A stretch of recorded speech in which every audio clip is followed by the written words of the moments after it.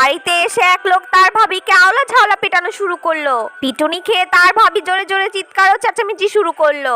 চিৎকার ও চেঁচামেচি শুনে এলাকার সকল মানুষ তাদের বাড়িতে চলে আসলো কি হয়েছে তা দেখার জন্য। এলাকার মাতবর সাহেব তাকে জিজ্ঞেস করলো, এই তুমি তোমার ভাবিকে এভাবে নির্যাতন করেছো কেন? তখন সে বলল, মাতবর সাহেব আর বললেন না, আমার ভাবির চরিত্র মোটেও ভালো না। তখন মাতবর সাহেব বললেন, তাই নাকি?